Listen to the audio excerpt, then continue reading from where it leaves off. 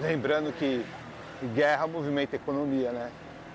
Momentos difíceis fazem pessoas fortes fazem tempos fáceis e tempos fáceis fazem pessoas fracas. Eu fico aqui com o fiofó na mão. Começando mais um episódio de Japão no Asfalto.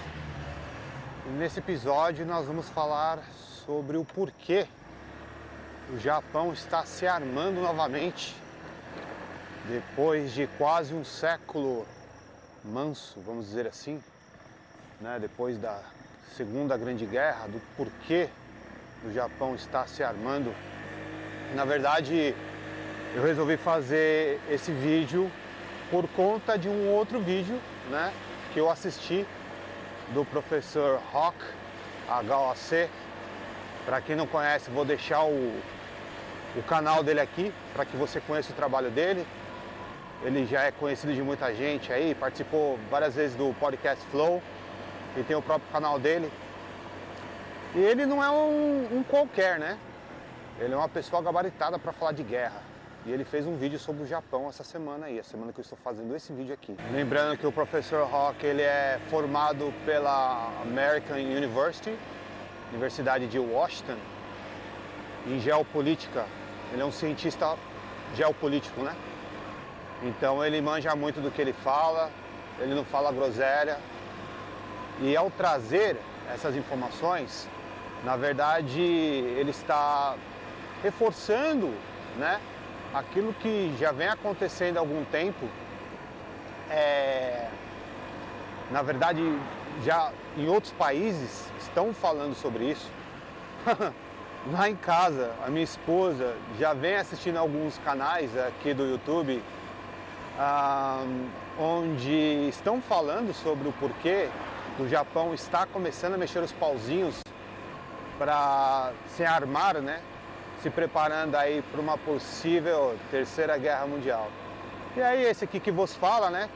Para você que não me conhece, muito prazer, meu nome é Saulo Duarte, essa aqui é a Dunk, a minha velha guerreira aqui de 50 cilindradas que me ajuda nessas entregas, nessa Tóquio desvairada. Eu fico aqui com o fiofó na mão. E por que disso, né? Simplesmente porque eu estou aqui no Triângulo da Batata Assada. Por quê? Logo aqui em cima no meu norte, eu tenho o Putão, na Rússia. Aqui do meu lado esquerdo, eu tenho China e Coreia do Norte, do gordinho safado lá, do gordinho lazarento, que tem algumas biribinhas aí para estralar, alguns morteiros para estralar. Aqui dentro nós temos os Estados Unidos, né, que entrou aqui durante o término da Segunda Grande Guerra e ficou aqui como o exército do Japão. Por conta disso, depois do término da Segunda Guerra Mundial, o Japão focou mais no crescimento econômico e deixou aí a segurança do país toda nas mãos dos Estados Unidos, que tem uma base militar em Okinawa, para você que não sabe. Então aqui dentro o exército é o exército americano, tá? Que entrou aqui no final da Segunda Grande Guerra e aqui ficou. E por que esse medo, né? Porque a gente precisa lembrar que o Japão sempre foi um país extremamente agressivo, tá?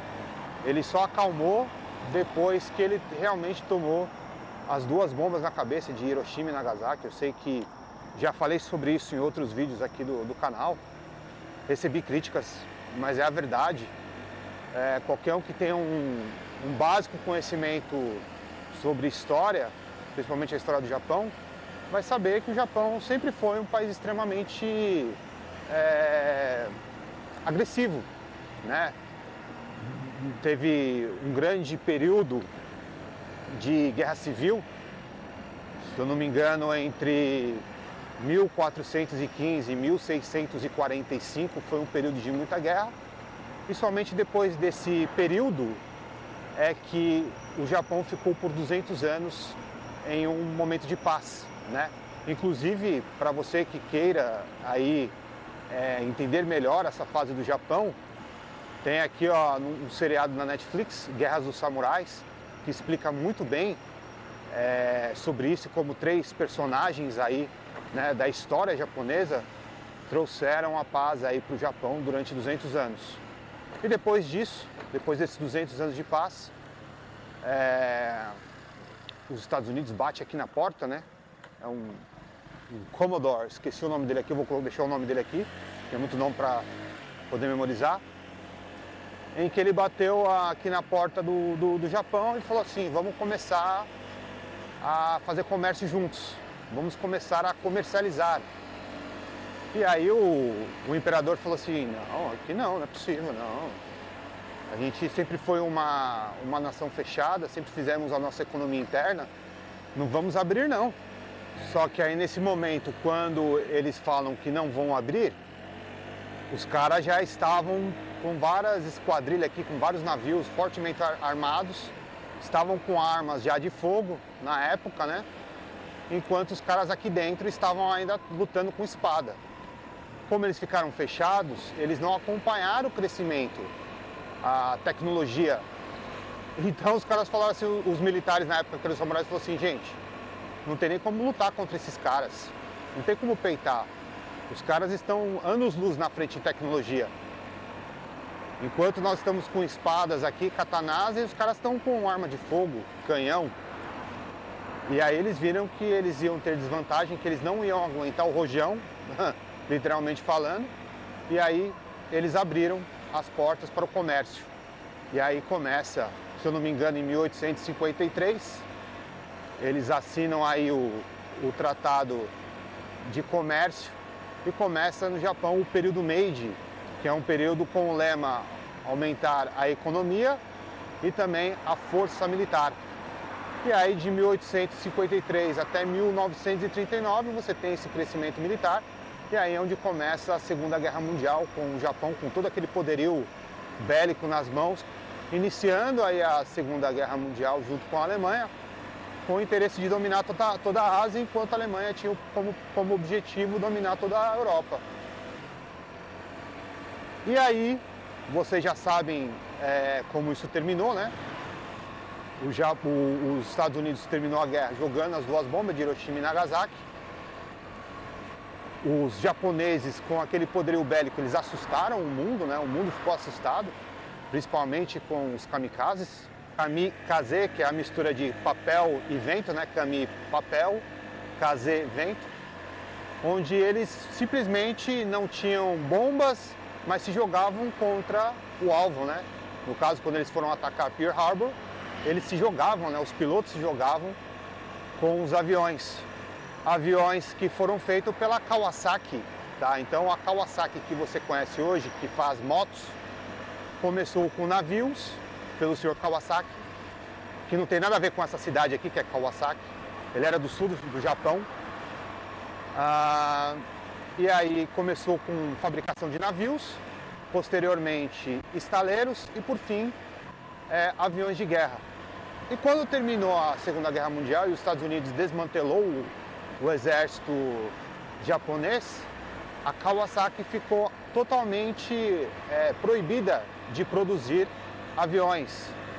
E aí eles usaram todo aquele conhecimento deles para começar a fazer motores primeiramente de bicicletas motorizadas, que viraram as primeiras mobiletes, e depois motos, se tornando aí a Kawasaki que nós conhecemos hoje. Então foi nesse período aí que o Japão parou de investir em armas, a população totalmente traumatizada por conta da guerra, tendo que engolir o orgulho aí por conta da derrota. E a gente chega até esse momento em que os Estados Unidos permite que o Japão comece aí na década de 50, durante a Guerra das Coreias, permite aí que eles criem uma força nacional para proteger o país. Não chega a ser um exército, mas é uma força que tem realmente aí um determinado peso que ajude o Japão a se defender em caso de alguma guerra, de uma invasão, enfim. mas ainda assim mantendo a segurança mais forte assim nas mãos do exército americano. Aí a gente chega nos dias de hoje se perguntando o porquê que o Japão se armaria, né? Por que ele precisaria voltar a ser uma potência bélica? O Japão teria hoje algumas razões para se armar. Uma delas é a incerteza geopolítica atual.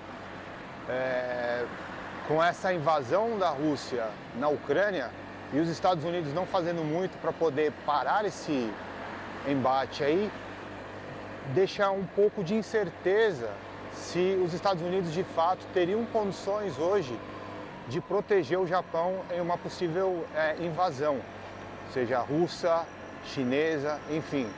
Nós temos aí dois fortes aliados, economicamente falando, muito poderosos, que é a China e a Rússia. A China por conta da economia em si e a Rússia pelos investimentos bélicos que têm sido feitos pelo país desde o término da Segunda Guerra Mundial. É uma dúvida se eles são ainda o segundo exército ou já o primeiro exército do mundo, né? Com um poderio aí muito forte aí de combate. Então, em uma possível terceira guerra mundial, havendo uma invasão, e aqui seria um dos primeiros locais a ser invadido por conta da proximidade entre as nações que são unidas nesse caso, né? Nós estamos falando de Rússia, China, a Coreia do Norte, tendo aqui também os Estados Unidos como um grande alvo e inimigo. Aqui no caso seria a porta de entrada, né, digamos assim, para começar esse embate da Terceira Guerra Mundial, infelizmente.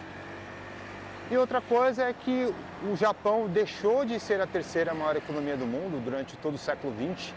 Ele foi a segunda maior economia junto com os Estados Unidos e hoje ele está aí, se eu não me engano, na sexta posição, já está atrás da Alemanha.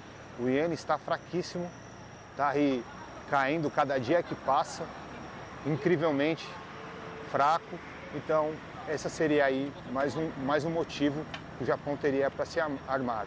E o que muitas pessoas não sabem, né, é que o Japão é um país extremamente endividado e ao invés dos Estados Unidos pagar aluguel por estar aqui, são os japoneses que pagam para os americanos por essa possível proteção, digamos assim, né? Os caras invadiram aqui, destruíram aqui e ainda recebem para estar aqui. É incrível, né?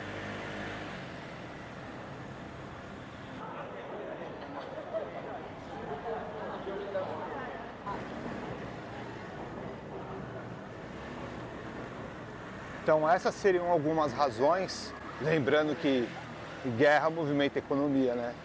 Para fazer guerra você precisa produzir e essa produção gera emprego, gera trabalho, a economia aquece e aí o Japão está de olho nisso. Então essas são algumas das razões pelas quais, infelizmente, o Japão aí tem esses motivos aí para poder se armar. Porém, a população aqui está extremamente envelhecida e é aquele negócio, né, aquele ditado. Momentos difíceis fazem pessoas fortes fazem tempos fáceis e tempos fáceis fazem pessoas fracas. E é o que nós temos aqui hoje. A juventude não está nem aí para o nacionalismo e o orgulho que um dia fez parte aí da nação japonesa. Hoje eles são pessoas que têm uma vida extremamente confortável, olha isso daqui, tudo limpinho, tudo organizado, comidinha na mesa, tudo do bom e do melhor, aguinha quente, no frio tem aquecedor. Enfim, é como se fossem os meninos de vó, né? Empinando pipa na sala. Para que vai precisar sair? Tem biscoitinho, tem leitinho, tem um ventilador ligado para poder colocar a pipa no ar. Você vai querer sair para quê? Empinar pipa na rua, ser cortado, mexer com cerol, se cortar, fazer aquela lambança toda, não quer, né? Então os Estados Unidos, o Japão vai ter um grande problema aí para recrutar o seu exército, porque esse povo não quer saber de guerra. Muito trauma também por conta da última derrota e também porque não tem um porquê, né? Essa galera está muito bem acomodada, obrigado. Então, não sabemos aí como será os próximos capítulos dessa história, né? Eu espero que você esteja vendo esse vídeo muito no futuro, daqui mais ou menos uns 10, 15 anos, e que nada daquilo que eu falei nesse vídeo aconteceu, eles não se armaram de verdade, não aconteceu guerra e tá tudo bem. Mas enfim, qual é a sua opinião com relação a isso? Você acha que o Japão deve se armar? Deixa aqui nos comentários e muito obrigado por ter ficado comigo, fica com esse outro vídeo aqui e é isso aí, até o próximo episódio.